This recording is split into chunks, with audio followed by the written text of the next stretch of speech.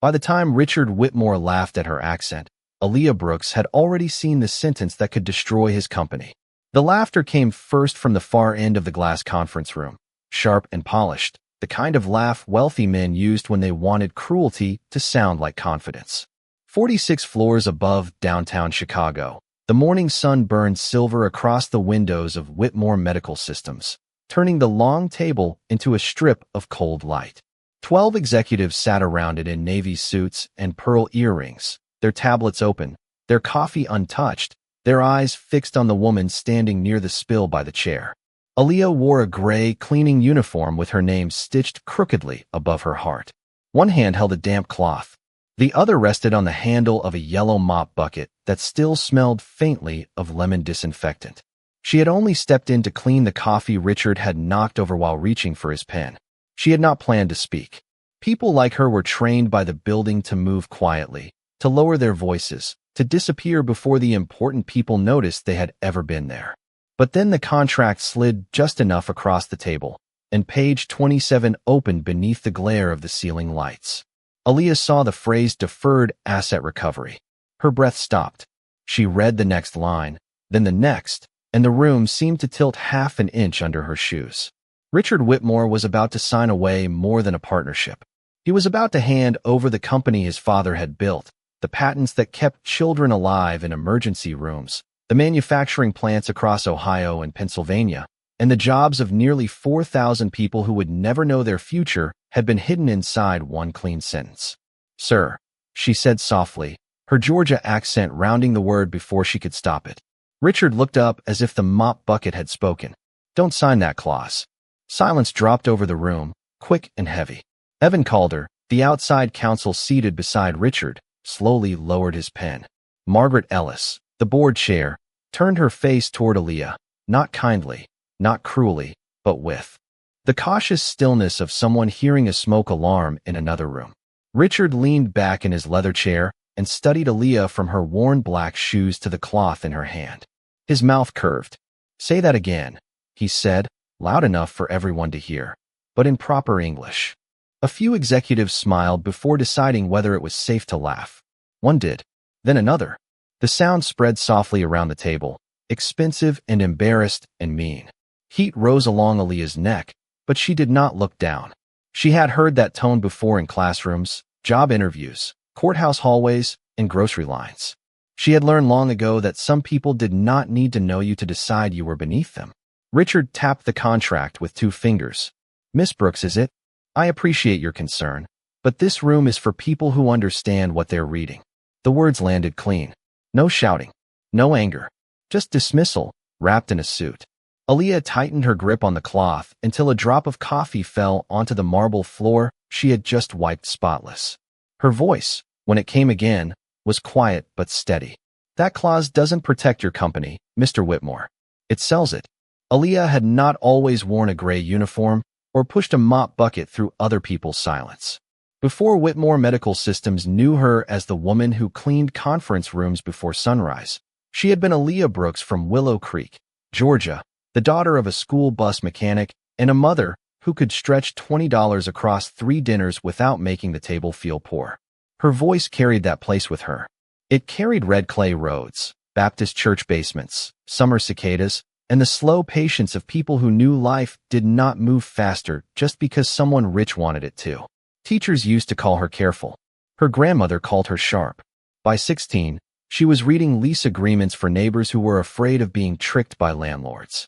By 24, she had finished most of a business law program at Georgia State and earned an internship in compliance at a small medical supply company outside Atlanta. She liked contracts because they did not smile while hiding the truth. They put the danger in ink. You only had to know where to look. Then her mother got sick, and the world stopped being a staircase. It became a bill. Hospital parking was $12 a day. Medication came in orange bottles with labels too small and prices too large. Aaliyah left school for 1 semester, then 2, then stopped telling people she planned to go back. Later, at the compliance firm, a senior manager approved a risky vendor report and left Aaliyah's initials on the review trail. When the deal failed, the manager kept his office, and Aaliyah kept the blame. No formal charge. No courtroom. just a quiet stain on her name that followed every resume she sent afterward. By the time she moved to Chicago, she had learned that a person could lose a career without ever being allowed to defend it. Whitmore Medical hired her through a cleaning contractor that paid by the hour and offered health insurance only if the paperwork was filled out perfectly. She took the job because it was honest, steady, and close enough to the hospital where her mother now saw a specialist every other Thursday. Every morning, Aaliyah arrived at 4:45, when the city was still blue and cold, and the security guards were too tired to pretend not to know her. She cleaned fingerprints off glass walls, emptied trash from offices where people earn more in a week than she made in 3 months, and read whatever scraps of corporate language ended up forgotten beside coffee cups. She never took anything. She never crossed a line. But she noticed. She noticed which executives shredded drafts instead of final copies. She noticed which lawyers changed words after meetings. She noticed how Evan Calder smiled with only one side of his mouth whenever Richard Whitmore trusted him too quickly. So when page 27 opened under the conference room lights, Aaliyah did not see random legal language. She saw a door disguised as a lock. She saw a company standing one signature away from ruin. And even after Richard mocked her voice, even after the room decided her uniform mattered more than her warning, she knew one thing with a clarity that steadied her. Breathing. If she stayed silent now, the dirt on that floor would not be the worst thing left behind. Richard Whitmore did not become the face of Whitmore Medical Systems by listening to people outside the room. At 55, he had the kind of stillness that made others rush to fill the silence around him. His hair was silver at the temples, his suit was charcoal, and his watch cost more than the sedan Aaliyah drove across town before dawn. Every inch of him looked chosen, measured, protected. Even the way he held his pen seemed practiced, as if a signature from his hand could steady markets, silence lawyers, and decide whose families would keep health insurance through another winter. The company had been founded by his father in a rented warehouse outside Cleveland, back when medical monitors were built by hand and every shipment carried the family name like a promise. Richard had inherited that promise, but he had also inherited fear. In the last 18 months, Whitmore Medical had been hit by a product recall, 2 lawsuits, and a supply chain collapse that left hospitals waiting for devices they needed yesterday. The newspapers called it a leadership crisis. The board called it a cash problem. Richard called it a temporary storm.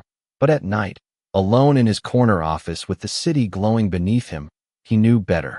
4,000 employees depended on the meeting taking place on the 46th floor. So did the factories in Akron, Erie, and Fort Wayne. So did the research lab developing a portable cardiac scanner that could change rural emergency care. That was why Calder-Voss Capital had arrived like a rescue boat in expensive clothing. Evan Calder entered the room with perfect teeth, polished shoes, and a leather portfolio that never seemed to leave his hand. He spoke in calm numbers, soft risks, controlled outcomes. He praised Richard in public and cornered him in private. He knew exactly which words to use around a man who was terrified of appearing desperate. Partnership, stabilization, legacy protection. Richard listened because he wanted to believe him. He wanted to believe the company could be saved without admitting how close it was to falling. Margaret Ellis had warned him twice to slow the process down, but Richard had brushed her off. Margaret had chaired boards for 30 years and had a voice like a closed courtroom door, but even she could not move him when pride sat between them.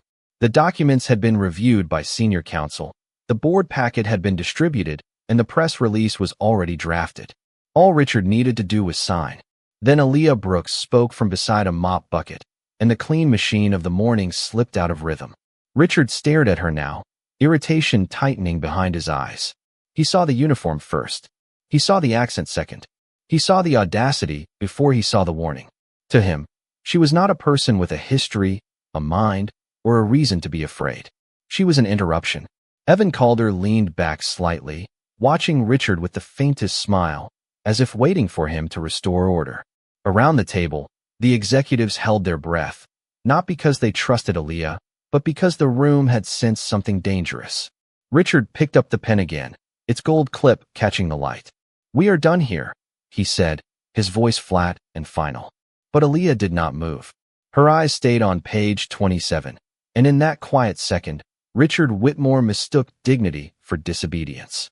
Aaliyah stepped forward before fear could pull her back into silence. The wheels of the mop bucket gave a soft squeak against the marble, and that small sound seemed louder than the city below. Richard's pen hovered above the signature line. Evan Calder's smile thinned. Aaliyah felt every pair of eyes on her uniform, her shoes, the coffee stains spreading near the chair, but she forced herself to look only at the paper. Page 27 was turned at an angle, upside down from where she stood, yet the language was clear enough. She had read worse contracts in worse rooms with less time and more at stake. "It is not the recovery section by itself," she said. Her voice was low, but it carried because the room had gone quiet enough to hear the air system humming above them. "It connects to the payment acceleration clause on page 31 and the breach trigger on page 42. If Whitmore misses one deferred payment window, Caldervoss can classify the delay as material noncompliance." Evan gave a short laugh, but it did not fill the room the way Richards had. "That is a wild misunderstanding of basic finance language," he said. Aaliyah finally turned to him. "No, sir. Basic finance language would protect both parties. This only protects yours." Margaret Ellis slowly reached for her copy of the contract. Richard noticed that movement, and irritation flashed across his face. "Margaret, please. We are not letting a member of the cleaning staff run a transaction review." Aaliyah swallowed once. Her throat felt dry, but her mind had become strangely calm, like a storm seen from behind thick glass. "Mr. Whitmore, the phrase deferred asset recovery sounds harmless because it reads like a repayment tool. But the definition section expands assets to include intellectual property, licensed designs, equipment, facility rights, and pending patent applications." The room shifted. A chair creaked. Someone near the window stopped breathing for half a second. Aaliyah pointed, not touching the contract, keeping her hand just above the page. "Then this sentence says recovery rights become active upon a triggered delay, regardless of dispute, appeal, or cure period. That means they do not have to wait for a court. They do not have to prove damage first. They only have to say you missed a date."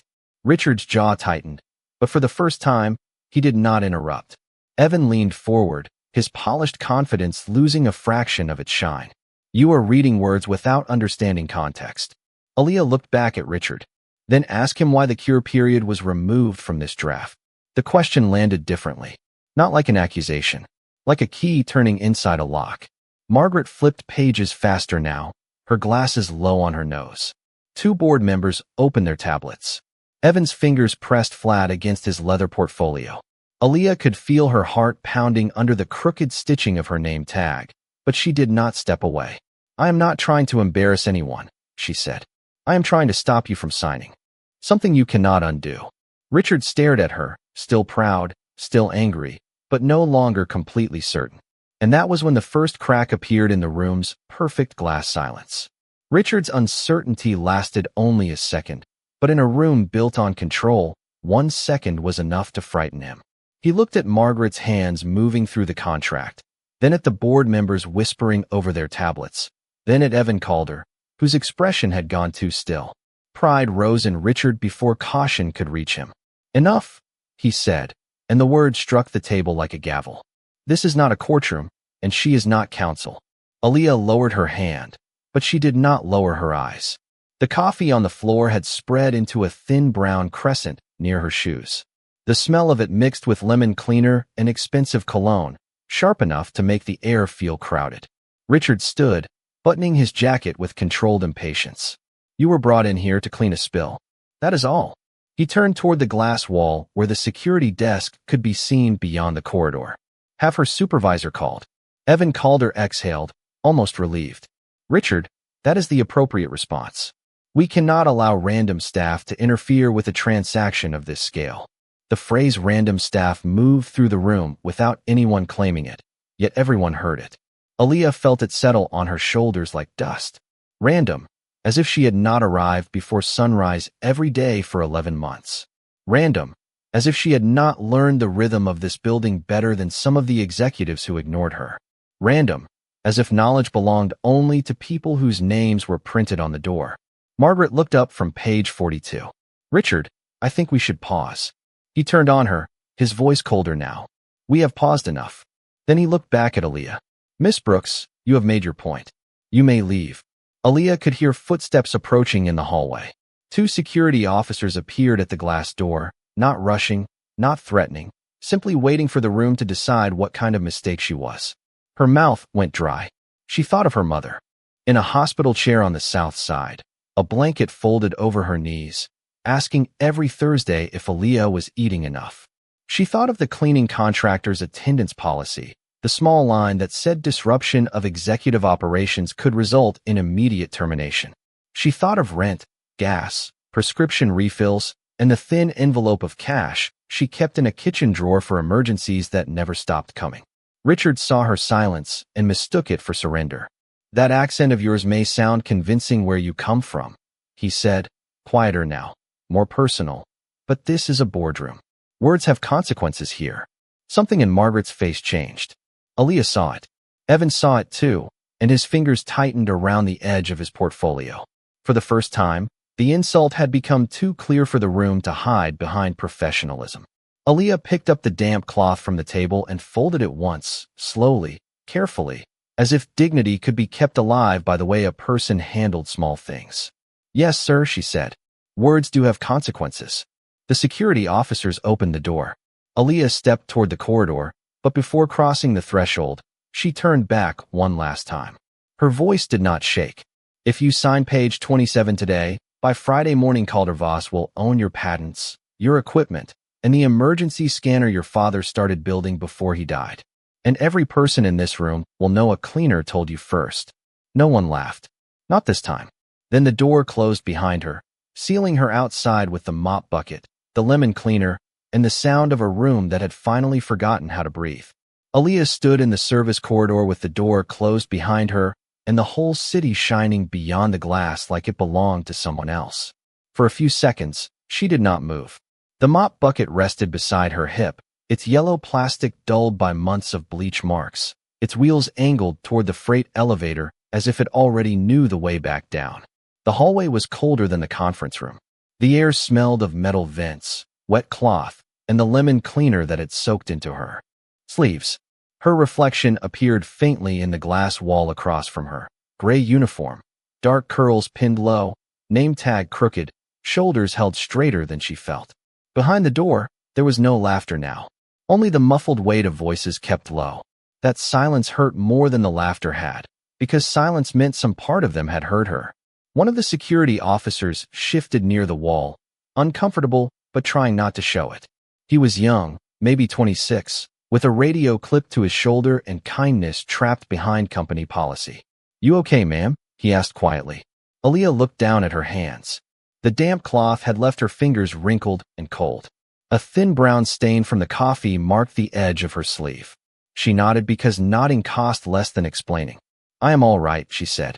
But her voice sounded far away, like it had traveled from Georgia to Chicago and lost pieces of itself in every room where someone had laughed at how it came out.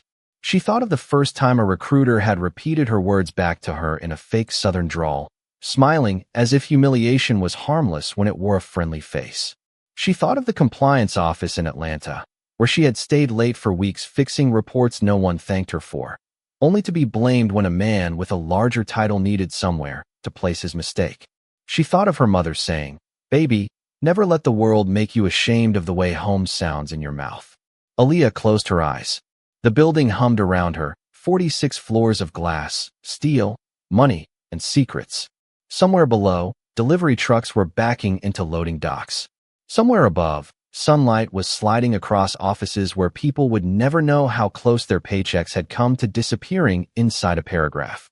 She placed the cloth over the mop handle and sat on the narrow bench beside the service elevator. Not because she was weak, because for one small moment, standing had become too heavy. Through the glass, she could see Richard's outline moving inside the boardroom, sharp and restless. Margaret remained seated, bent over the contract. Evan Calder stood near the table with one hand on his portfolio, no longer smiling. Aaliyah watched them through the wall that separated people who belonged from people who served, and for the first time all morning, she allowed herself one slow breath. The city kept shining. The floor beneath her shoes dried in pale streaks. And inside that quiet hallway, with her job hanging by a thread and her name still crooked over her heart, Aaliyah understood something simple and terrifying. Doing the right thing did not always feel brave. Sometimes it felt like sitting alone beside a mop bucket, waiting to find out how much truth would cost. Inside the conference room, the silence Aaliyah left behind did not soften. It sharpened. Richard remained standing at the head of the table, pen still in his hand, but the authority in his posture had begun to feel borrowed. Margaret Ellis read page 27 once, then page 31, then page 42. Each turn of paper sounded louder than the last. Across from her, two board members exchanged a look that carried more fear than doubt. Evan Calder watched them all with a careful expression, the kind men wore when they were trying to keep a locked door from rattling. "Margaret," Richard said, forcing calm into his voice, "we have senior counsel in this room." She did not look up. "Then senior counsel can explain why the cure period has been removed." Evan smiled thinly. "Because the structure required cleaner enforcement rights for both parties." Margaret finally lifted her eyes. Both parties. The question hung there. She slid the contract across to a board member named Paul Hendricks, a former hospital chief financial officer who had spent 30 years finding danger in small print. Paul adjusted his glasses, read the section, and the color slowly moved out of his face. "Richard," he said, almost under his breath, "this is not mutual." Richard's fingers tightened around the pen. The gold clip pressed into his palm. He looked from Paul to Margaret, then to Evan, who was already turning pages too quickly.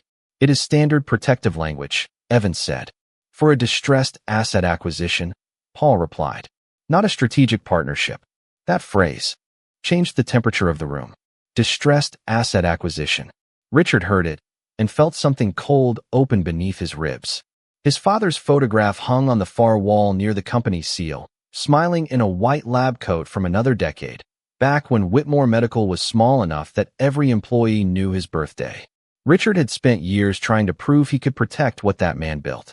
Now the contract in front of him looked less like rescue and more like a trap with polished edges. Margaret reached for her phone and called outside independent counsel, a woman named Helen Price who had advised the board during the recall crisis. She put the call on speaker. For 7 minutes, the room listened to pages rustle, keys tap, and Helen's breathing change as she moved through the clauses Aaliyah had named. No one joked. No one moved for coffee. Even the sunlight seemed colder on the glass table. Then Helen spoke. "Do not sign this." Richard closed his eyes for half a second. Helen continued, precise and quiet. "The cleaner is correct. If Whitmore misses a deferred payment deadline by even one business day, Caldervoss can trigger recovery rights over defined assets, including patents, equipment, facility licenses, and pending applications. The missing cure period makes the trigger immediate. The appeal language is decorative. It does not stop enforcement." Margaret leaned back as if the air had been taken from her lungs.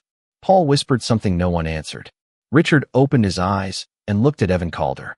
The lawyer's confidence had finally cracked, not loudly, not dramatically, but in the small details, the damp shine at his temple, the thumb rubbing the corner of his portfolio, the gaze that no longer met anyone directly.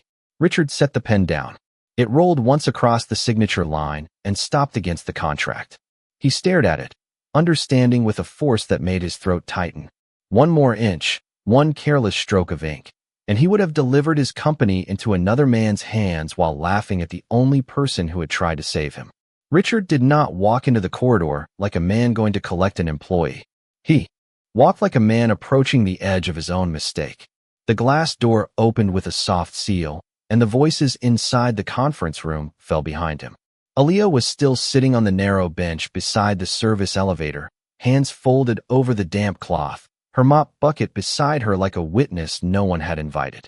The young security officer stepped aside.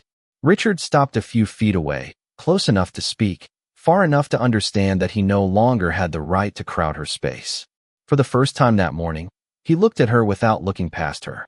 He saw the coffee stain on her sleeve, the tired set of her shoulders, the crooked name tag, the calm eyes of a woman who had been humiliated and still chosen to protect the people who humiliated her. "Ms. Brooks," he said. Her name sounded different in his mouth now.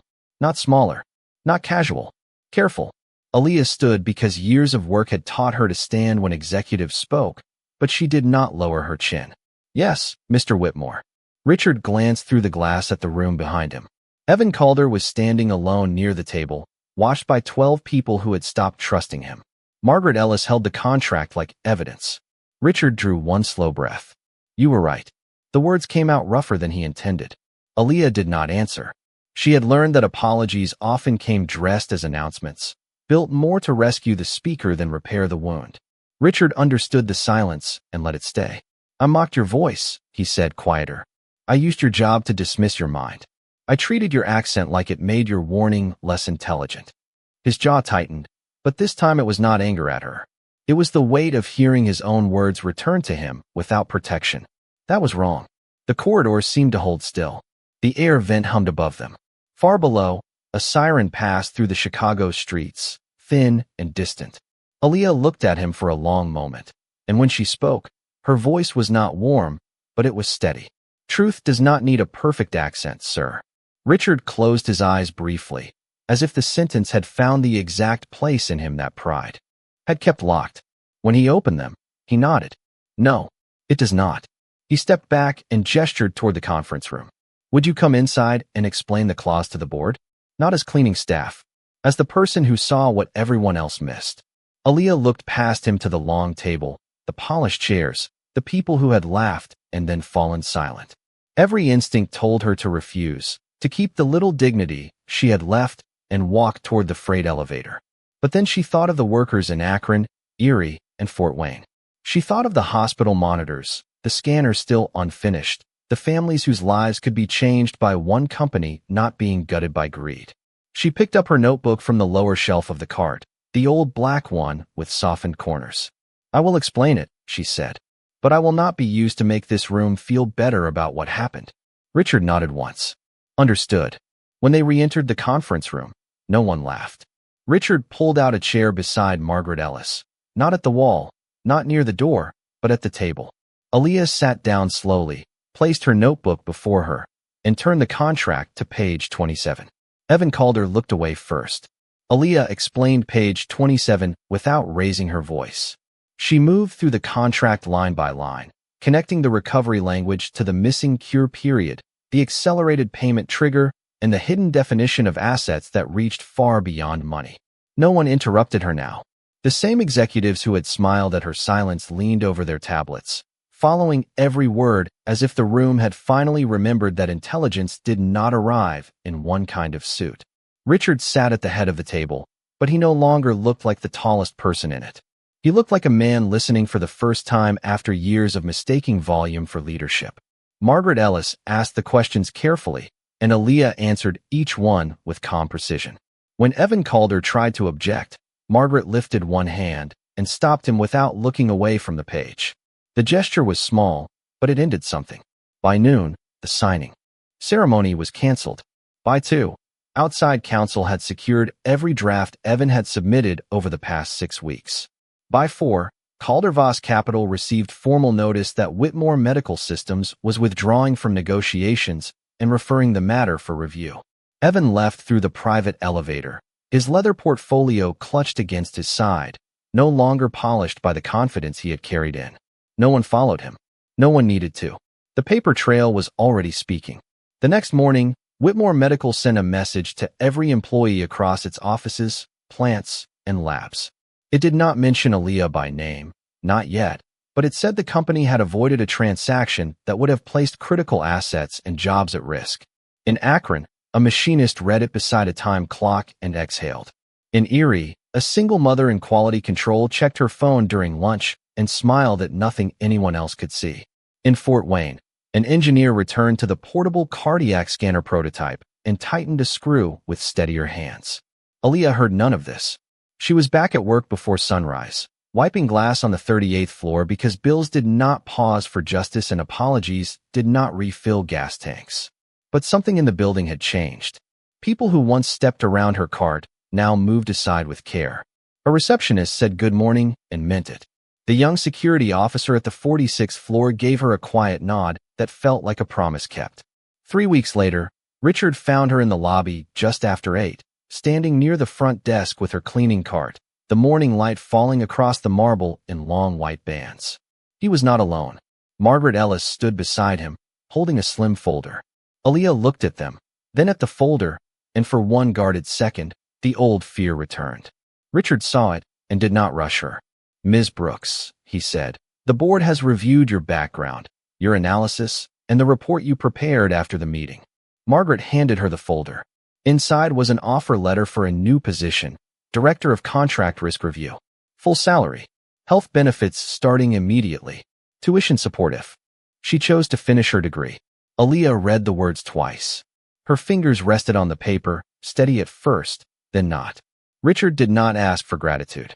He did not turn the moment into a speech. He only said, "You saved this company.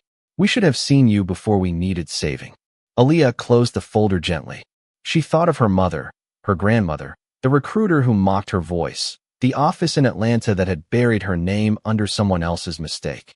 Then she looked across the lobby, at the floor she had cleaned so many mornings that she knew every seam in the stone.